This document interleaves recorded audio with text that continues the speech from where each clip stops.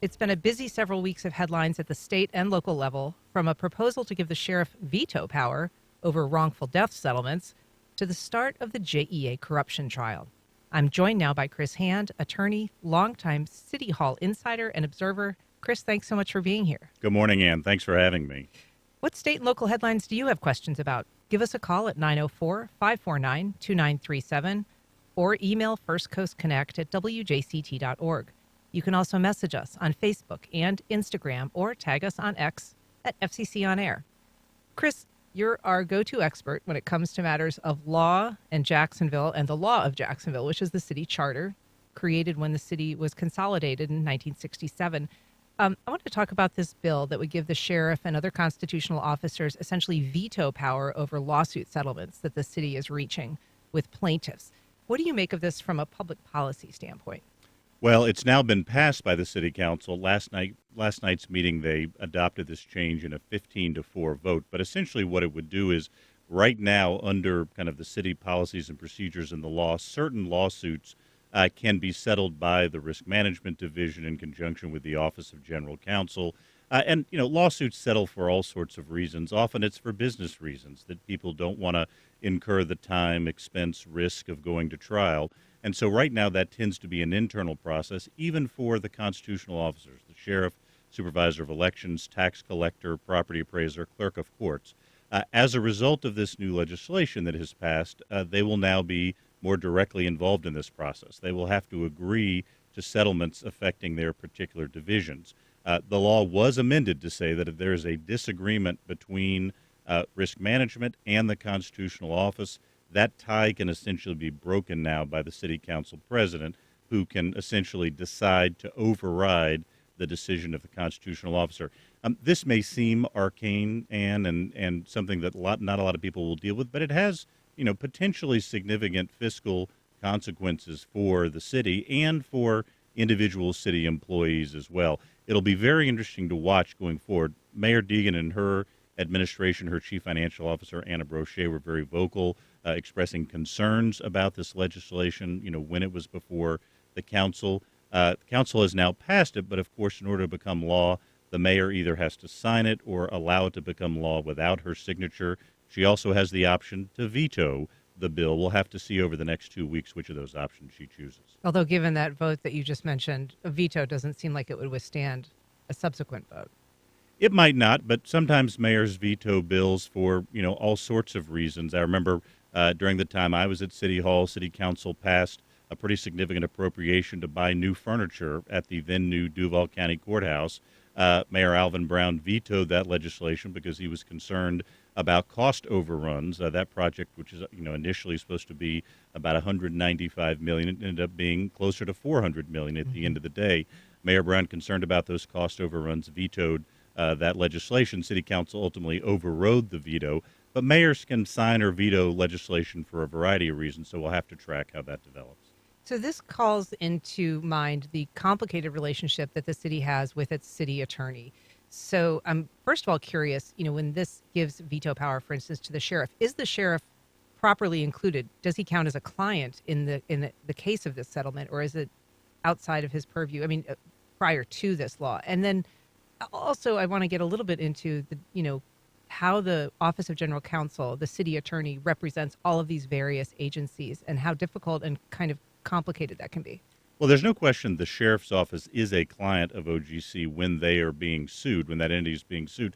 And what often happens in some of these cases, and for certain types of lawsuits, civil rights violations, certain types of torts, the Jacksonville Sheriff's Office is sued under the name of the city of Jacksonville because, of course, we're all part of a consolidated government here. And sometimes in those cases, individual JSO employees can be sued as well. So this has some implications for that as well. But again, because we're all part of one consolidated city of Jacksonville, historically, those sorts of decisions as to whether to settle or not settle lawsuits are made at a little bit of a different level. This will obviously change that process. But it also speaks, as you're saying, to the unique nature of the Office of General Counsel. This is unlike many other cities and counties across the country. We obviously have an Office of General Counsel with an enormous scope of representation, representing the mayor, the city council, all of the constitutional offices that we just named, some of the independent authorities.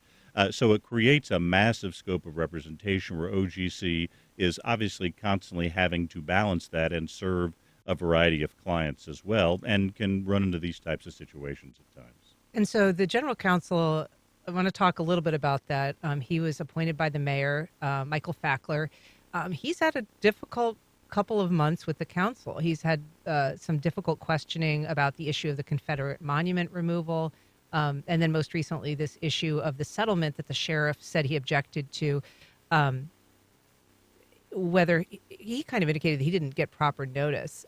We actually spoke about this on Friday, and Nate Monroe discussed, he had found some evidence that the settlement was actually in the works and being discussed with the sheriff officer that was involved as far back as May, when before Donna Deegan was fully in office. Let's hear a little bit of that. The folks who handled this, the city employees who handled this litigation and the settlement, followed the ordinance code.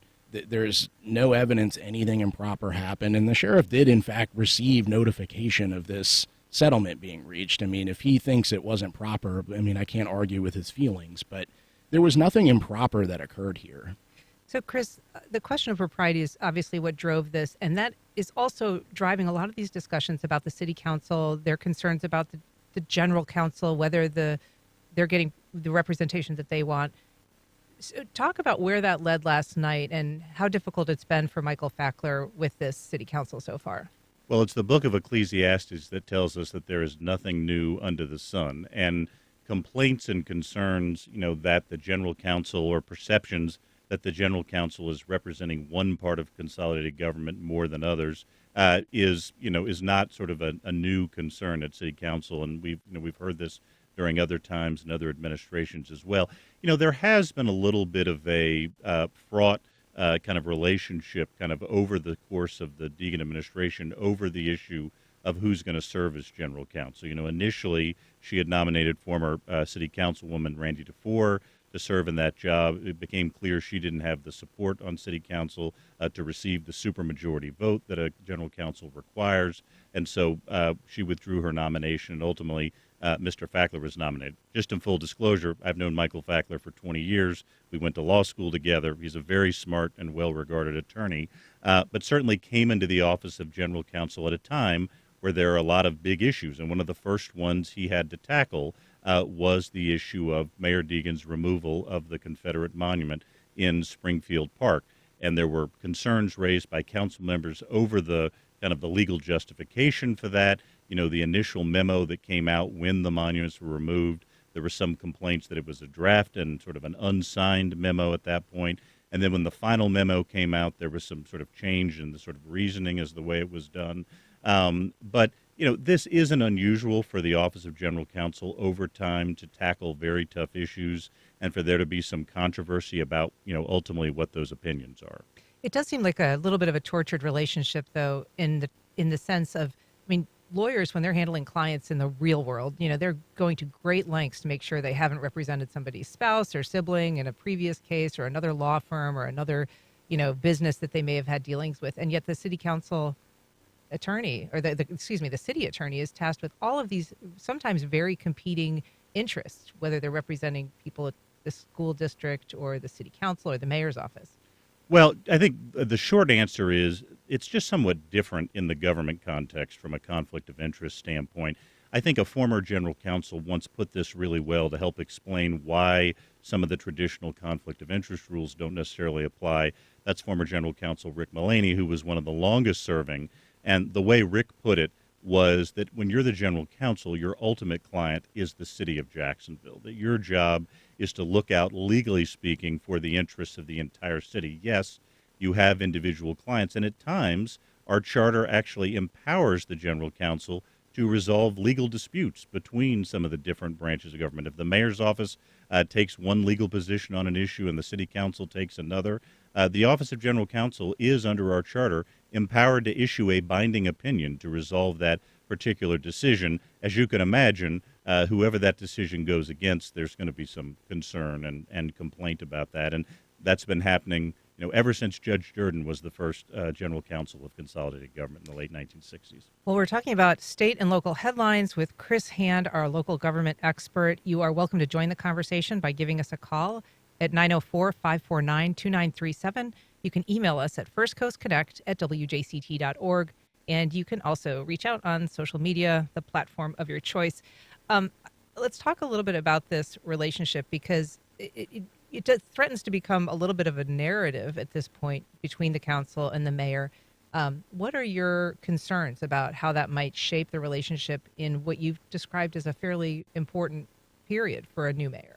Well, that's right. And, former Mayor Jay Godbold used to say you can't do anything without 10 votes if you're a mayor. And so really being able to forge a relationship with enough council members to be able to help move forward some of your key priorities to passage. And look, there has certainly been a lot of coverage recently about what, at the moment seems like some challenges in the relationship between the mayor's office and the city council. I think there's some things that are not surprising and some aspects of this that are surprising. It's not surprising that conflict would develop between a mayor's office and a city council. I can't think of a single situation in Jacksonville history where that hasn't happened in some form or fashion. I think what is surprising is how early it's happened, and that could speak to a variety of things, including the just current kind of climate and governing and politics in which we live right now. But, traditionally, for example, in our administration, the Brown administration, that conflict developed, but it was toward the latter part of the administration, sort of the third and fourth years. This happened very early, and I think there's probably, like any relationship, it's a two-way street. And I think there are probably steps that, folks on both sides, whether it's the mayor's office or the city council, could take to improve the flow of traffic on that two-way street. I think in my experience, one thing that council members tend to be concerned about is if they're not informed and they're surprised. And one flashpoint seemed to be when the Confederate monument was removed from Springfield Park at the end of December. There seemed to be some concern from the council president, maybe some others, that they were not notified in advance. That has now led to a variety of pieces of legislation, one that passed last night regarding, the mayor's acceptance of donations from outside groups. Council will now, have to approve those going forward. There's some discussion of the mayor's transfer authority in terms of being able to move money around the city budget. And, now there's even some discussion that the city council might attempt to have its own legislative council, something it's allowed to do under Section 7.01 of the Charter, but has not done for quite some time. And so to be clear, they're talking about hiring their own attorney, but they've done that for certain circumstances, certain situations. This would be more broad than that? That's right. I mean, now, this would not in any way supplant the role of the general counsel. The charter makes it very clear that the general counsel is the final authority on issues of law about the city of Jacksonville. But the city council is, per the charter, allowed to hire its own legislative counsel to advise it on the legislative process or other matters related to the legislative process. Previous councils have talked about doing that. It came up during Mayor Brown's time in office. It came up at points during Mayor Curry's time in office. But council did not actually do it, except, as you say, on certain specific issues. Investigating JEA. JEA was a perfect example of council. Pensions was an issue where at one point the city council talked about bringing in their own attorney. This would be an attorney of general legislative application who would work for, be employed by, or contracted by the city council alone, would have to coordinate with the Office of General Counsel. I mean, cannot issue binding opinions that would supersede those of the General Counsel, but it does seem like a direction in which this council is now headed. So how do you think the mayor is doing generally? I mean, you said that you could see room on both sides perhaps to modulate the friction. This obviously is a very partisan time. She's a Democrat. It's a predominantly Republican city council. How do you think she's doing when it comes to this the spats in terms of her response, how she's addressing them? Do you think that she is in the right posture? Well, from her reaction to, just what she said publicly and related to some of these issues that have come up, there have at times been some concern about what council's done, but, it seems like she's often looped back to, but we want to continue to find ways to work together. I think that's one of the most important things that a mayor's office can do, which is to recognize the political climate and the governing climate, and not be afraid to, of course, in a respectful fashion, hold city council accountable, just as they're going to hold the mayor's office accountable, but at the same time, constantly be looking for ways for the mayor's office and the city council to collaborate. It's fairly straightforward to figure out what the priorities of the 19 city council members are. You can ask them and get into those individual districts for, the 14 council members who represent those individual districts and figure out what those shared priorities are and just sort of continue to work at that relationship. I also think it helps for, look, we have a strong mayor system here in our consolidated government. Many cities don't. And so the mayor really has a unique agenda setting ability that mayors in other cities simply don't have because they might just be members of a city commission themselves. And I think that's one of the biggest advantages the mayor's office has and should take advantage of. The period between October 1st in a mayor's first year, so October 1, 2023, and July 1, 2024, so essentially the latter part of her first year, is a really crucial time for a new mayoral administration to be able to articulate its priorities, advance those priorities, try to make progress both in achieving some of those priorities, but also making sure the public understands what those priorities are. And that's where the unique bully pulpit of the mayor's office gives her a chance to do that. The mayor articulated in her inaugural address last July 1st 7 different priorities. Now is a very opportune time, particularly, again, the council doesn't have a budget in front of it. It's not necessarily driving the agenda. This is a time where the mayor's office can do that and really lean into those priorities that she articulated, both so that the public understands them and so they can take action related to them at City Hall. It's interesting that a couple of the pieces of legislation would appear to kind of chip away at the strength of that strong mayor. I want to read a comment from Tom on Facebook. He says these moves in dealing with giving the sheriff veto power on settlements, empowering the city council to block the mayor on more financial issues, and the city council seeking an independent council all have as a common denominator the dangerous concentration of power with the council and the sheriff at the expense of the mayor. I want to talk a little bit about a different issue that is going to consume a lot of oxygen in the coming months, which is the Jaguar Stadium. An interesting finance proposal being discussed this week. Nothing firm, of course, but an idea that the city could use its own pension fund to help pay for stadium improvements and draw from this $5 billion pension fund. You and I will well remember a lot of discussions about how insolvent the pension fund is and was. How is it that it's become a honeypot for a potential, source of income to do stadium renovations? And these subjects never truly go away. They keep circling back. And as you remember, back during the, kind of latter part of Mayor Payton's administration, during all of Mayor Brown's administration and the first part of Mayor Curry's administration, pension reform was a huge issue at the city because of the skyrocketing contributions the city had to make to both the police and fire pension fund and the general employees pension fund and the corrections pension fund as well. And so, when I saw kind of some of this discussion about borrowing from the pension fund, it sort of took me back to that discussion. The idea is here, the Jaguars are going to ask the city for somewhere between $500 million and $1 billion in funding to renovate Everbank Stadium at this point. The question is, where's the city going to get that money? Well, they could go borrow it sort of in the open market. Cities tend to enjoy tax-free financing, so it's a little less expensive than private. Or, as recently suggested by Mike Weinstein, who's the lead negotiator, former chief financial officer of the city could borrow it from, or at least parts of it, from the pension funds. That caused me to go look at the draft actuarial report, for example, of the police and fire pension fund.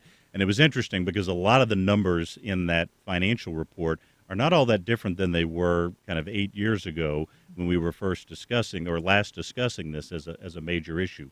Depending on how you measure it, the unfunded liability of the plan, in other words, those are the obligations the plan has to pay pension benefits to police officers and firefighters. The unfunded liability that isn't covered is somewhere between $1.5 billion and $2.8 billion, depending on how you kind of measure that unfunded liability, whether or not you give credit for some future tax payments the city is going to get. The plan is currently 45% funded. Now, generally in these matters, a plan is considered healthy, or at least it was during 8 years ago when this was being discussed, if it was 80% funded or above. So we're still a long distance from that. And if you look ahead to projections for 10 years from now, the plan is projected to be 45% funded. So not significant progress over the next 10 years. So I think all of that, and of course, if you look at things like the investment performance, last year the fund lost somewhere between 55 and 65 million dollars in its investment. The unfunded liability grew by 80 million dollars over the last time they did one of these reports. So It's you take all of that and you think, well, is this the best time to be taking potentially hundreds of millions of dollars out of the fund? The numbers don't seem to suggest that conclusion. it's interesting. The last year seems like it was a pretty good year for most people's investments. I'm curious why it was so poor for the pension fund. I'm not sure if that's something that but it's interesting. It's discussed in that actuarial report, but it measures the period from essentially from October 1, 2022 to October 1, 2023. The expected rate of return on the plan each year is about 6.5%.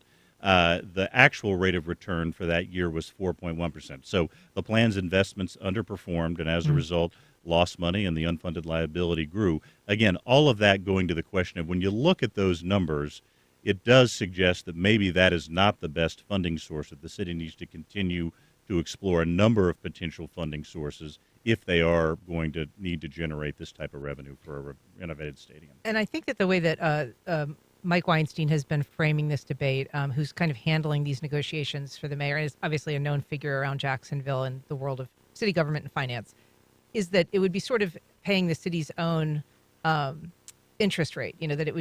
That would be going back into the pension fund. If they borrow from it, then they'd be paying that interest rate into the pension fund. It benefits the city as opposed to paying it to some outside lender.